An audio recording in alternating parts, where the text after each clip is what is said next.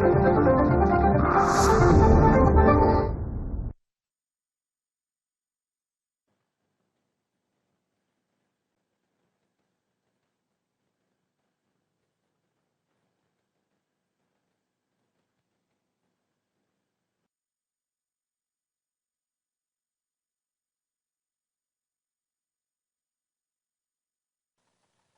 विद्यार्थी मित्रमैत्रिणींनो, मी सौ रुपाली देशपांडे, डेक्कन एज्युकेशन सोसायटीच्या Brihan Maharashtra college of commerce Pune येथे OCM म्हणजे वाणिज्य संघटन आणि व्यवस्थापन हा विषय शिकवते.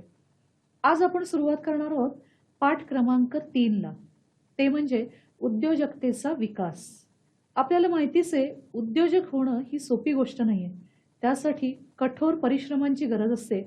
शिवाय नोकरीतनं आपल्याला एका ठराविक वेळेनंतर विश्रांती मिळू शकते, परंतु उद्योजक म्हणलं तर ही 24 तासांची ड्युटी असते. चला तर मग अशाच पद्धतीने अजून काही वैशिष्ट्ये आहेत उद्योजकांची. ती कोणती आहेत ती आपण समजावून घ्यायचा प्रयत्न करू. या पाठामध्ये आपण उद्योजकाचा अर्थ, त्याची व्याख्या, उद्योजकांची वैशिष्ट्य तसंच कार्य बघणार आहोत. हे लक्षात राहू द्या की हा पाठ तुम्हाला परीक्षेला 12वीच्या परीक्षेला 5 मार्कांसाठी येणार आहे, 5 गुणांसाठी येणार आहे. चला तर मग सुरुवात करूया पाठ बघायला. सगळ्यात पहिली उद्योजकाची व्याख्या. वेबस्टर शब्दकोश यांनी एक व्याख्या दिलेली आहे. ती व्याख्या म्हणजे उद्योजक ही अशी व्यक्ती आहे जी पैसे मिळवण्यासाठी, अर्थातच हे पैसे व्यवसाय करून मिळवले जातात, मग पैसे मिळवण्यासाठी व्यवसाय सुरू करते आणि जोखीम सहन करण्यास तयार असते. आपल्याला माहितीच आहे, कुठलाही व्यवसाय म्हणलं तर त्याच्यामध्ये जोखीम किंवा नुकसानीची संभावना असतेच. प्रत्येक वेळी आपण म्हणू शकत नाही की मला नियमितपणे फायदाच होईल. अनेक वेळा तोटाही होऊ शकतो. मग तो सहन करायची तयारी असायला लागते, कारण त्यामुळे पैसे मिळवण्यासाठीचे योग्य ते मार्ग आपण शोधू शकतो. म्हणूनच इथे मी एक गोष्ट तुम्हाला नमूद करून सांगितली, ती म्हणजे यशामुळं हुरळून जाता कामा नये आणि अपयशाने कधी खचून जाऊ नये. हे जितकं व्यवसायाला लागू आहे तितकंच ते आपल्या आयुष्याला सुद्धा लागू आहे. आपण वेबस्टर डिक्शनरी यांनी दिलेली व्याख्या बघितली. आता मुळात उद्योजक हा शब्द किंवा उद्योजकता हा शब्द कुठून बरा आला? हा शब्द फ्रेंच शब्दापासून आला. तो फ्रेंच शब्द होता एंटरप्रेन्ड. याचाच अर्थ असतो टू अंडरटेक, म्हणजे हातात घेणं. आता उद्योजकता म्हणजे हातामध्ये काम घेणं. व्यवसाय आणि जोखीम हे सामान्यपणे प्रचलित असलेले महत्त्वाचे शब्द एकमेकांशी संबंधित असतात. त्यामुळेच या व्याख्येमध्ये जोखीम असा सुद्धा उल्लेख केला गेला आहे. उद्योजकांची अनेक वेगवेगळी वैशिष्ट्ये आहेत. आपण बघूयात तर ही कोणकोणती वैशिष्ट्ये आहेत ते. उद्योजकांची जी वैशिष्ट्ये तुमच्या पाठामध्ये आहेत ती आहेत 8 प्रकारची वैशिष्ट्ये. एक आहे बौद्धिक क्षमता, भविष्यातील दृष्टी. दुसरी कठोर परिश्रम, तांत्रिक ज्ञानाची आवश्यकता. संप्रेषण म्हणजे ज्याला आपण म्हणतो कम्युनिकेशन स्किल. उच्च आशावाद, जोखीम पत्करण्याची क्षमता आणि तयारी सुद्धा. आणि शेवटची आणि सर्वात महत्वाची म्हणजे आत्मविश्वास. ही सगळी वैशिष्ट्ये असतील तर तुम्हाला उद्योजक बनण्यापासून कोणीही रोखणार नाही. आता आपण अगदी व्यवस्थितपणे या प्रत्येक कल्पना व प्रत्येक वैशिष्ट्य समजावून घेऊ. पहिलं आहे बौद्धिक क्षमता. बौद्धिक क्षमता ही प्रत्येक व्यक्तीची वेगवेगळी असते. आपण चित्रामध्ये बघू शकतोय, एकच काम 4 वेगवेगळ्या व्यक्तींना दिलेलं आहे, परंतु एका व्यक्तीने पुढे जाऊन हे काम थोडंसं बदललेलं आहे आणि त्यामुळे त्याला मिळालेलं यश हे जास्त आहे.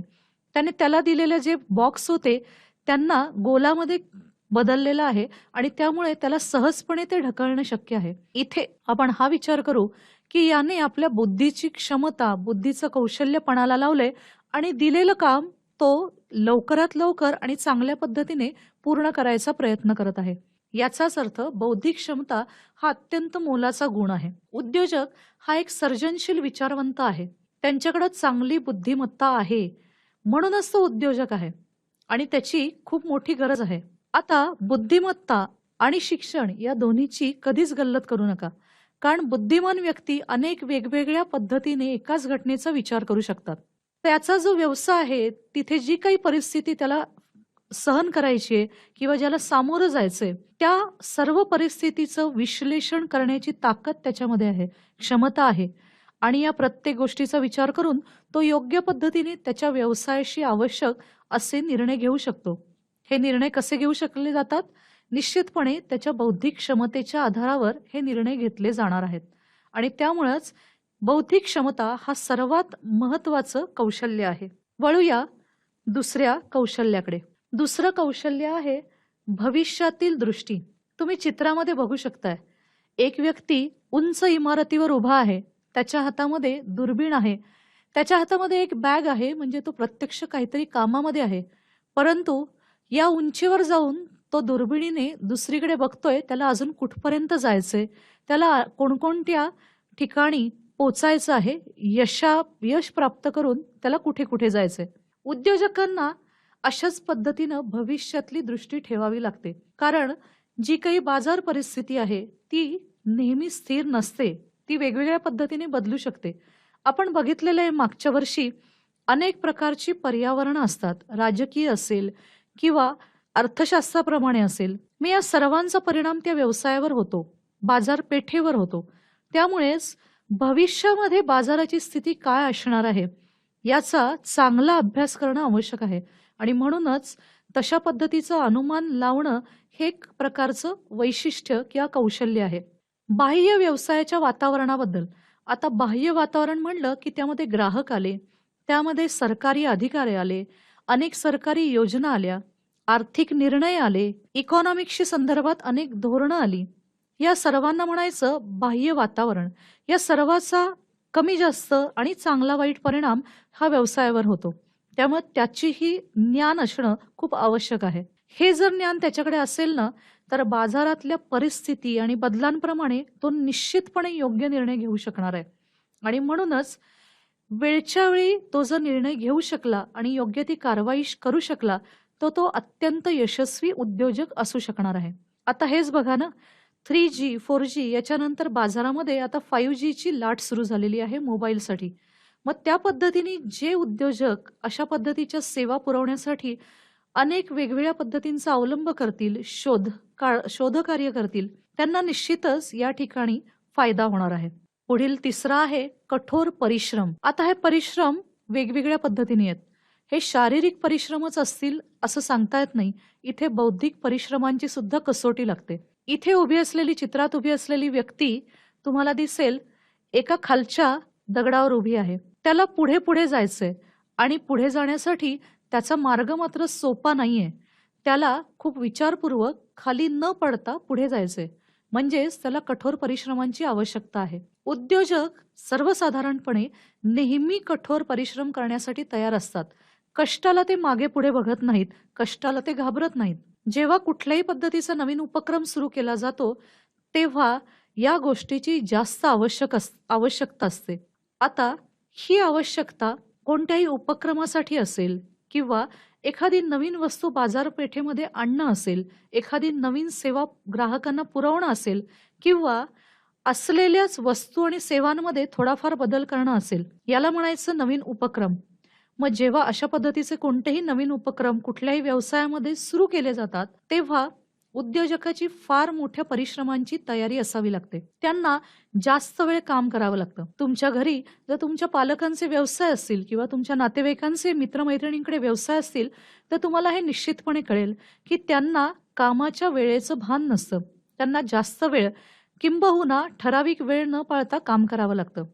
म्हणजेच कठोर परिश्रमांची तयारी आली. बऱ्याच वेळा उद्योजकाला व्यवसायाची मुख्य क्षेत्रे स्वतंत्रपणे हाताळावी लागतात. आता मुख्य क्षेत्रे म्हणजे कोणती? खरेदी विभाग असेल, विक्री विभाग असेल, मार्केटिंग म्हणजे विपणन असेल किंवा केलेल्या कामांचे हिशोब ठेवणारा अकाउंट्सचा विभाग असेल. इकडे त्याला खास स्वतंत्रपणे लक्ष द्यावं लागतं. अतिशय तंतोतंत तिथले हिशोब आणि तिथल्या गोष्टींकडे त्याला बघावं लागतं, त्याचा पाठपुरावा करावा लागतो. आणि असं जर त्यांनी केलं तरच तो यशस्वी होऊ शकतो. कारण त्याला व्यवसायातल्या सर्व अंगांचं, सर्व क्षेत्रांचं ज्ञान असणं आवश्यक आहे. आता खालच्या लोकांकडून काम करून घेताना तुम्हाला ते कोणतं काम करणार आहेत त्याची माहिती असणं खूप आवश्यक असतं. पुढील आहे चौथं म्हणजे तांत्रिक ज्ञान. आपण बघू शकतोय चित्रामध्ये, यालाच आपण म्हणतो टेक्निकल नॉलेज. कोणतं यंत्र, कुठली चकती कुठे बसवायची आहे, म्हणजे योग्य पद्धतीने मशीन काम करू शकेल, हे झालं तांत्रिक ज्ञान. आता तांत्रिक ज्ञान हे फक्त मशीनबद्दलच असेल असंही नाही. हल्ली आपण मोबाईल वापरतो, टेलिव्हिजन, स्मार्ट सेट असतात. या सर्व पद्धतीने आपण तंत्रज्ञानाच्या खूप जवळ गेलेलो आहोत. इंटरनेटची सुविधा वापरताना सुद्धा अनेक विविध पद्धतीचे तंत्रज्ञान आपण बघतो. मग आता जो उद्योजक असेल त्याला त्याच्या व्यवसायामधलं तांत्रिक ज्ञान असणं तर खूप गरजेचं आहे. कारण त्याचं तंत्रज्ञानाशी अनेक वेळा संबंध येणार आहे. तो जे काही उत्पादन करत आहे, त्या वस्तूंच्या उत्पादनाच्या वेळी, त्या उत्पादनाचा दर्जा राखण्यासाठी, त्याची प्रत राखण्यासाठी त्याला तंत्रज्ञानाची जोड लागते. उत्पादन प्रक्रिया जी असेल, तिथे ज्या पद्धतीची मशिनरी वापरली जातील, यंत्रसामुग्री वापरली जाईल, त्यासाठी सुद्धा तंत्रज्ञान आवश्यक आहे.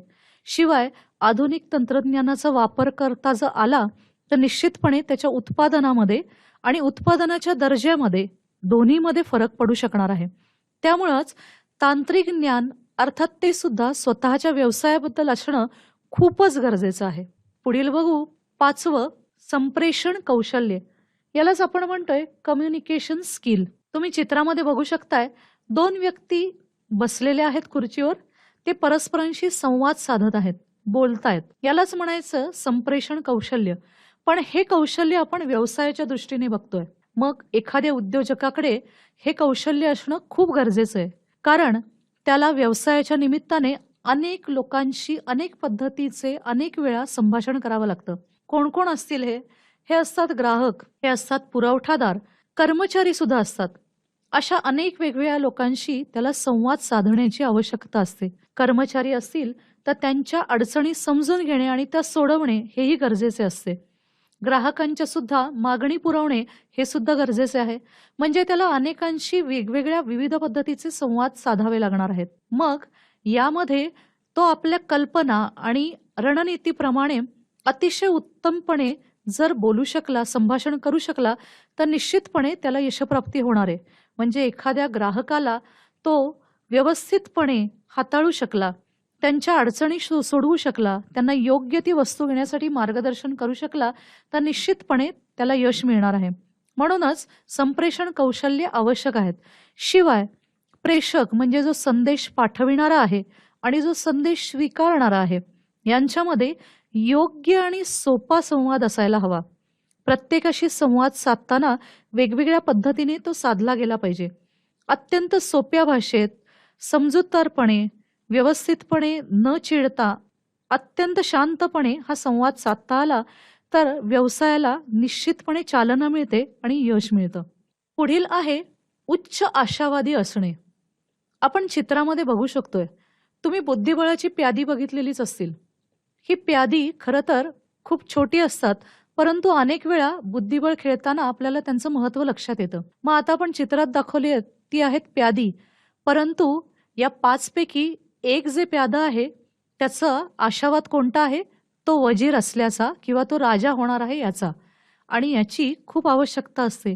अशा पद्धतीने आयुष्यात आशावादी असू तर निश्चितपणे आपल्याला काम करण्याची प्रेरणा मिळते आणि मग यशापासून कोणी रोखू शकत नाही. तेच झालं उद्योजकाच्या बाबतीत.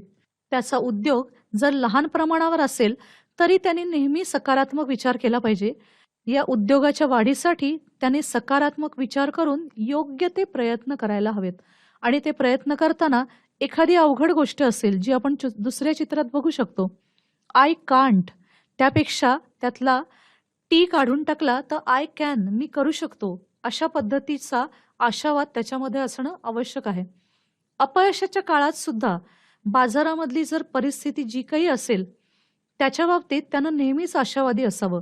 म्हणजेच आज ना उद्या ही परिस्थिती बदलेल आणि माझ्या वस्तूंना मागणी येईल किंवा ग्राहकांच्या आवश्यकतेप्रमाणे, बाजाराच्या आवश्यकतेप्रमाणे मी पुरवठ्यामध्ये बदल करेल या वस्तूंमध्ये बदल करेल, असा आशावाद त्याच्याकडे असायला हवा आणि मग त्याच्या प्रयत्नांना यश मिळेल.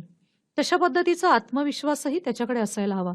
सकारात्मक दृष्टिकोन त्याला व्यवसाय यशस्वीपणे चालवण्यासाठी मदत करतो. पुढील आहे 7वं, जोखीम घेणे. आपण बघू शकतोय चित्रामध्ये एका बाजूला जोखीम आहे.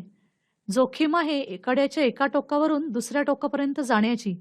त्यासाठी शिडी उपलब्ध आहे, परंतु ही शिडी याच्या साहाय्याने जर हा कडा पार करता आला, तर मिळणारं उत्पन्न हे रिटर्न असणार आहे. अशा पद्धतीची अनेक आव्हानं अनेक उद्योजकांच्या आयुष्यामध्ये येतात. यशस्वी उद्योजकांच्या कहाण्या जर तुम्ही ऐकल्यात, तर त्यामध्ये तर अशा अनेक प्रेरणादायक गोष्टी आपल्याला दिसतील. अनेक यशस्वी उद्योजक असतात, ते मोजून मापून जोखीम घेतात. म्हणजे इथे शिडीचा सहारा आहे म्हणून तो पुढे जाऊ शकतोय, हे लक्षात घ्या. इथे शिडी नसेल, तर ती जोखीम फार मोठी होणार आहे. त्यामुळं अशी जोखीम घेणं शक्यतो टाळायला हवं. अशा पद्धतीने जोखीम घेणं हे कसं शक्य आहे?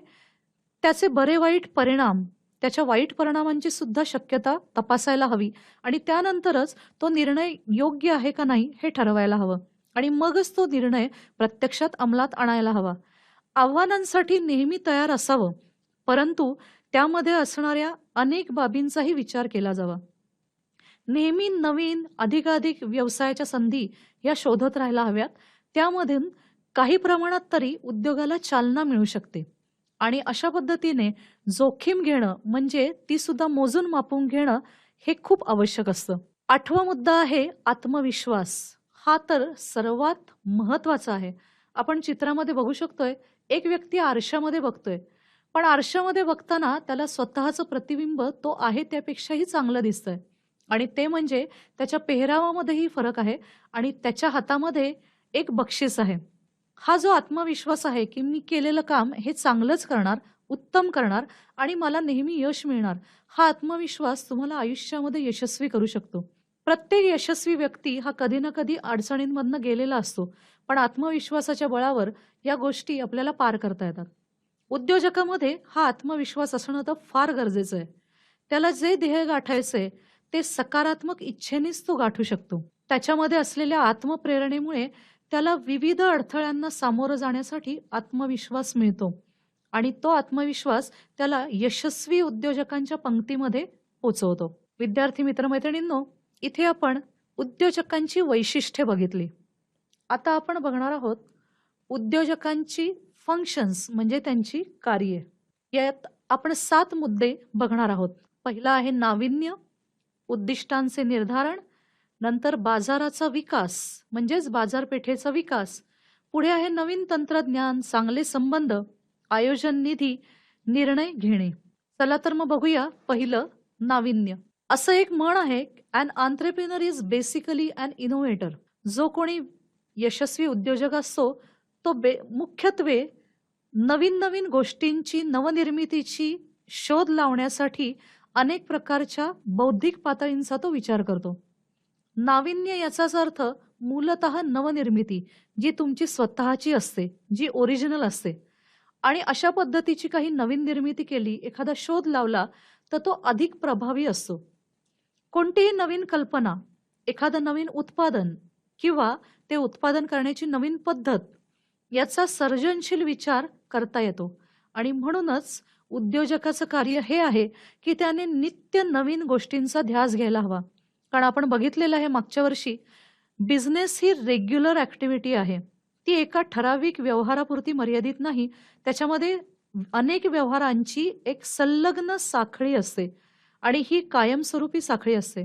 म्हणूनच नाविन्याचा शोध आणि ध्यास हा नेहमी आवश्यक असतो आणि हे उद्योजकाचं प्रमुख कार्य आहे. विद्यमान बाजारपेठेची आवश्यकता पूर्ण करण्यासाठी त्यांनी नवीन गोष्टी किंवा नवीन पर्यायांचा नियमितपणे विचार करणं आवश्यक असतं. कारण त्यामुळे ग्राहकांची रुची बदलली, ग्राहकांना नवीन गोष्टी आवडायला लागल्यात हे लक्षात आलं की तुम्ही त्यांच्या मागण्या पूर्ण करू शकता. त्यामुळे नाविन्याचा ध्यास असणं खूप गरजेचं आहे. अधिक प्रभावी उत्पादने, अधिक चांगल्या प्रक्रिया किंवा कोणतीही सेवा ही नवीन तंत्रज्ञान किंवा व्यवसायाने तुम्हाला ग्राहकांपर्यंत पोहोचवता येते. त्यामुळे काय फरक पडू शकतो? तुमच्या व्यवसायाची कार्यक्षमता म्हणजे तुमच्याकडे असलेल्या कर्मचाऱ्यांची कार्यक्षमता वाढते. तुमच्या व्यवसायाची उत्पादकता वाढते. तसंच गुणवत्तेत सुद्धा सकारात्मक बदल होतो. म्हणजेच गुणवत्ता किंवा दर्जा हा सुधारतो. जर दर्जा सुधारला, उत्तम कंपनी असेल ज्यांचं उत्पादन उत्तम आहे, तर विचार करा अशा व्यवसायाचे ग्राहक हे निश्चितपणे समाधानी असतात. म्हणूनच नाविन्य हे खूप महत्वाचं कार्य एखाद्या उद्योजकाचं आहे. पुढील बघूया उद्दिष्टांचे निर्धारण. उद्दिष्ट म्हणजे कोणत्याही संघटनेची, व्यवसायाची काही उद्दिष्ट असतात. आता ही उद्दिष्ट कोणकोणती असतील? प्राथमिक आणि दुय्यम दोन्ही प्रकारची उद्दिष्ट असतात. मग आता जेव्हा तुम्ही संस्थात्मक पातळीवर काम करता, एखाद्या व्यवसायाचे उद्योजक म्हणून काम करता, तेव्हा कोणतं उद्दिष्ट जास्त महत्त्वाचं आहे, कोणतं मध्यम स्वरूपाचं आहे, हे ओळखणं गरजेचं असतं. तसंच कोणती उद्दिष्ट आपण अल्प मुदतीमध्ये म्हणजे थोड्या काळामध्ये, थोड्या वेळेमध्ये पूर्ण करू शकतो आणि कोणत्या उद्दिष्टांना खूप कालावधी लागू शकतो, हे सुद्धा माहिती करून घेणं गरजेचं असतं. त्यानंतर बाजाराच्या परिस्थितीनुसार तुम्ही सर्वात आधी कोणत्या उद्दिष्टांना आपलंसं करायचं आहे, कोणती उद्दिष्ट गाठायची आहेत, हे तुम्हाला कळणं गरजेचं आहे. बाजाराच्या परिस्थितीनुसार ही उद्दिष्ट तुम्ही बदलू शकता किंवा त्याच्यामध्ये थोडेफार बदल करू शकता आणि त्याप्रमाणे उद्दिष्टांचं निर्धारण करायला हवं. आपण बघू शकतोय चित्रामध्ये कोणत्याही संस्थेचं गोल म्हणजे उद्दिष्ट काय असतं? एक तर ग्राहकांच्या प्रती, दुसरं तिथे काम करणाऱ्या कर्मचाऱ्यांच्या प्रती आणि तिसरं जे गुंतवणूक करणारे आहेत त्यांच्या प्रती, अशा पद्धतीची वेगवेगळी उद्दिष्ट असतात. मग कोणती महत्वाची, कोणती कमी महत्वाची असा भेदभाव न करता शक्यतो लवकरात लवकर सर्व उद्दिष्टे पूर्ण करायचा प्रयत्न करणं हे गरजेचं असतं आणि ते खूप महत्वाचं कार्य आहे कुठल्याही व्यावसायिकाचं. तिसऱ्या मुद्द्याकडे जाण्याच्या आधी आपण कोणकोणती उद्दिष्टे असू शकतात ही बघूया. उदाहरणार्थ नफा वाढवणे, कार्यक्षमता वाढवणे, बाजारपेठेतील स्थान पक्के करणे, उत्तम ग्राहक सेवा पुरवणे, कर्मचाऱ्यांना प्रशिक्षण देणे. हे प्रशिक्षण दिलं तर निश्चितपणे त्यांची कामगिरी सुधारू शकते.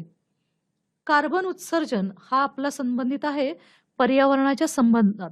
पर्यावरण जर चांगलं ठेवायचं असेल तर अशा पद्धतीची कोणतीही पर्यावरणाची हानी होऊ न देता व्यवसायाने आपलं काम करत राहायला हवं आणि मग अशा पद्धतीचं कोणतंही उद्दिष्ट हे नेहमीच प्राथमिक उद्दिष्ट म्हणून समोर ठेवायला हवं. तिसरं कार्य आहे बाजाराचा विकास, मार्केटची डेव्हलपमेंट. आता हा बाजाराचा विकास म्हणजे कोणता आहे बरं? प्रत्येक उद्योग एका ठराविक बाजारपेठेमध्ये काम करत असतो. या बाजारपेठेमध्ये काम करत असताना त्यांचे काही नियमित ग्राहक असतातच. शिवाय हे ग्राहक वाढवणं म्हणजेच आपल्या उत्पादनांची जाहिरात करणं किंवा आपल्या बाजारपेठेचा विस्तार करणं हेच प्रत्येक व्यवसायासाठी आवश्यक आहे. मग आपल्या बाजारपेठेचा विस्तार करताना अनेक गोष्टी बघता येतात. मग यामध्ये उत्पादनांचा किंवा सेवांचा दर्जा सुधारता येतो. ग्राहकांची मागणी समजून घेणं, त्यांच्या अडचणी समजून घेणं याच्यासाठी सर्वेक्षण किंवा संशोधन अशा पद्धतींचा अवलंब करता येतो. तसंच इतर विभागांमधील म्हणजे ज्यांनी आजपर्यंत तुमच्या वस्तू खरेदी केल्या नाहीत अशा ग्राहकांकडे लक्ष केंद्रित करता येतं. त्यांना काय हवंय, काय नकोय किंवा त्यांच्या आवडीनिवडी या जाणून घेणं अशा वेळी महत्त्वाचं ठरतं. त्यासाठी सर्वेक्षणाचा उपयोग होतो. विक्री वाढवणे.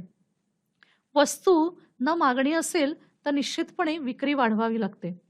तसंच कोणतं उत्पादन किंवा कोणता व्यवसाय फायदेशीर आहे किंवा नवीन व्यवसायामध्ये जायचं असेल तर त्याचे फायदे तोटे आणि त्याबद्दलचं ज्ञान मिळवणं हे सुद्धा आवश्यक आहे. यामुळे सुद्धा बाजाराचा विकास किंवा विस्तार करता येतो. त्यासाठी नवीन उत्पादनांची ओळख होणं हे सुद्धा गरजेचं असतं. आणि सगळ्यात महत्त्वाचं, जेव्हा तुम्ही उद्योजक म्हणून ग्राहकांच्या मागणीकडे लक्ष देता तेव्हा निश्चितपणे तुमच्या बाजारपेठेचा विकास हा ठरलेला असतो. पुढील आहे चौथे, नवीन तंत्रज्ञान. आपण बघू शकतो चित्रामध्ये अनेक पद्धतीचं तंत्रज्ञान यापैकी विद्यार्थी मित्रांनो तुम्ही वापरत आहात. मग हे तंत्रज्ञान कशासाठी आवश्यक आहे? जेव्हा तुम्ही वस्तू किंवा सेवा यांची निर्मिती करता, उत्पादन करता, तेव्हा तुम्हाला तंत्रज्ञान लागणार आहे. तसंच त्याची विक्री करताना सुद्धा तुम्हाला तंत्रज्ञान लागणार आहे. विचार करा, ॲडव्हर्टाइजमेंट म्हणजे जाहिरात करताना हल्ली वेगवेगळ्या पद्धतीने ती जाहिरात करता येते. अगदी मोबाईलपासून इंटरनेट ॲडव्हर्टाइजमेंट अशाही पद्धतीची जाहिरात करता येते. परंतु त्यासाठी तुम्हाला तंत्रज्ञानाची ओळख असणं आवश्यक आहे. मग तुमची स्वतःची वेबसाईट करून त्यावरूनही तुम्ही मालाचा पुरवठा करणे किंवा त्याचा सप्लाय करणे हेही करू शकता. तसंच तुम्ही अनेक लोकांपर्यंत पोहोचू शकता. WhatsAppच्या माध्यमातून तुम्हाला अनेक लोकांपर्यंत, ग्राहकांपर्यंत पोहोचता येतं. मग अशा पद्धतीने नवीन तंत्रज्ञानाचा वापर हे सुद्धा महत्त्वाचं कार्य आहे. आता नवीन यंत्रणा, प्रगत तंत्रज्ञान, कुठल्याही वैज्ञानिक पद्धती ज्याच्यामुळे उत्पादनाचा दर्जा आणि उत्पादनाची क्वांटिटी हे सुधारू शकतं, अशाचा शोध लावणं आवश्यक आहे. याच्यामुळे तुमच्या व्यवसायाची कार्यक्षमता वाढते आणि तुम्ही कमी वेळामध्ये अधिक कामे करू शकता. त्यामुळे नवीन तंत्रज्ञानाची ओळख हा खूप महत्त्वाचा भाग आहे. पुढील 5वं आहे चांगले संबंध. आता या संबंधी कोणासाठी असतील? निश्चितपणे तुमच्या इथे काम करणारे कर्मचारी, तुमचे ग्राहक कंपनीची किंवा वस्तूंची किंवा सेवांची नियमितपणे खरेदी करत आहेत. अशा सर्वांशी कुठल्याही व्यवसायाचे आणि उद्योजकाचे चांगले संबंध असणं खूप आवश्यक असतं. कंपनीमध्ये जर चांगलं वातावरण असेल, निरोगी कामकाजाचं वातावरण असेल, तर तुमचे कर्मचारी आनंदी असतील आणि त्यामुळे त्यांची कार्यक्षमता वाढेल. ते उत्पादनावर लक्ष केंद्रित करू शकतील. कंपनीमध्ये म्हणजे संस्थेमध्ये कनिष्ठ आणि वरिष्ठ यांचे संबंध सुद्धा खूप चांगले असायला हवेत. कर्मचाऱ्यांमध्ये समन्वय आणि सुसंवाद असायला हवा. त्यामुळे अशा निरोगी वातावरणामध्ये निश्चितपणे यश प्राप्त होतं. कारण सर्व कर्मचारी यामुळे अत्यंत आनंदाने कामावर लक्ष केंद्रित करू शकतात. तसेच सक्सेसफुल कंपनी होण्यासाठी हॅपी कस्टमर्स आणि हॅपी एम्प्लॉईज या दोन्हीची आवश्यकता पडते. पुढील आहे 7वं निधी आयोजित करणे. आपण चित्रामध्ये बघू शकतोय निधी कशासाठी लागतो? भांडवल, कॅपिटल हे आपल्याला कुठल्याही व्यवसायासाठी आवश्यक असतं. मग आता हा निधी गोळा करताना अनेक बाबींचा विचार करणं आवश्यक आहे. म्हणजे तुम्ही एखाद्या ठिकाणून कर्ज घेतलं असेल तर कर्ज किंवा निधी मिळवण्याची दुसरी साधने बघणे सुद्धा आवश्यक आहे. भांडवलाचे अनेक पर्याय तुम्हाला शोधावे लागतात. कारण तुम्हाला जर व्यवसाय वाढवायचा असेल तर निश्चितपणे जास्त भांडवलाची आवश्यकता पडणार आहे. त्यामुळे पुरेसं आणि सतत नित्यनियमित वित्त सहाय्य शोधणं हे आवश्यक असतं. तसेच विविध भिन्न आर्थिक संसाधने शोधायची सुद्धा आवश्यकता असते. गुंतवणूकदारांशी चांगले किंवा प्रामाणिक संबंध असतील तर ते सुद्धा आवश्यक असतात. गुंतवणूकदार विचार आणि विमर्श करून मग तुमच्याशी व्यवस्थितपणे तुमच्या व्यवसायात गुंतवणूक करतील. नमस्कार विद्यार्थी मित्रमैत्रिणींनो, आज आपण पाठ क्रमांक 3 बघितला, उद्योजकतेचा विकास म्हणजेच उद्योजकता. यामध्ये आपण उद्योजकाची वैशिष्ट्ये आणि त्यांची कार्ये बघितली. या पाठावर तुम्हाला 5 मार्काचा कोणताही प्रश्न येऊ शकतो, जो असू शकेल टिपा लिहा किंवा इतर लघुत्तरी प्रश्नांच्या संदर्भात. परीक्षेला उत्तर लिहिताना तुम्ही उद्योजकाची व्याख्या आणि उद्योजक हा शब्द ज्या शब्दापासून घेतलेला आहे तो शब्द निश्चितपणे उत्तरामध्ये लिहा. त्यामुळे उत्तरामध्ये खूप प्रभावीपणा दिसून येतो. तसंच जर प्रश्न 4 मार्काला आला, म्हणजे उदाहरणार्थ उद्योजकाची वैशिष्ट्ये आणि 4 मार्कासाठी प्रश्न विचारलाय, तरी सुद्धा तुम्ही उद्योजकाची सर्व म्हणजे 9च्या 9 वैशिष्ट्ये परीक्षेमध्ये लिहून या. तुम्ही जर 4च लिहिलीत तर त्याचा अर्थ असा होईल की तुम्ही अर्ध उत्तर लिहिलेलं आहे. त्यामुळे जर तुम्हाला पर्याय दिला असेल की कोणतीही 4 वैशिष्ट्ये लिहा, तर निश्चितपणे 4 किंवा त्यापेक्षा एक जादाचं लिहून या. पण तसा पर्याय जर तुम्हाला दिला नसेल उत्तर लिहायला, तर तुम्ही तिथे 9 उत्तरं, 9 मुद्दे समाविष्ट करणं गरजेचं आहे.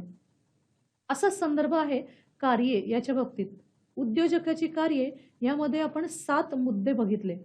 या 7ही मुद्द्यांमध्ये अत्यंत वेगळेपणा आहे. त्यामुळे अर्थानुरूप हे कार्य तुम्ही लक्षात ठेवा. तसंच पुन्हा एकदा उद्योजकांची कार्ये लिहा असा टिपा लिहामध्ये जर प्रश्न आला तर तुम्ही 7ही मुद्दे तिथे लिहून या. फार अवघड नाहीयेत आणि स्पष्टीकरणही अत्यंत सोपे आहे. खूप सोपं करून समजावण्याचा प्रयत्न मी केलेला आहे. तसंच पाठ्यपुस्तकाच्या आधारे तुम्ही याचं उत्तर घरी एकदा लिहून काढा आणि त्या पद्धतीने परीक्षेमध्ये खूप चांगल्या पद्धतीच्या उत्तरांची तयारी करून जा. वैकल्पिक प्रश्न या पाठावर एखादा येऊ शकेल, त्यामुळे तोही धड्याच्या खाली दिलेल्या प्रश्नांच्या सहाय्याने तयार करा. धन्यवाद.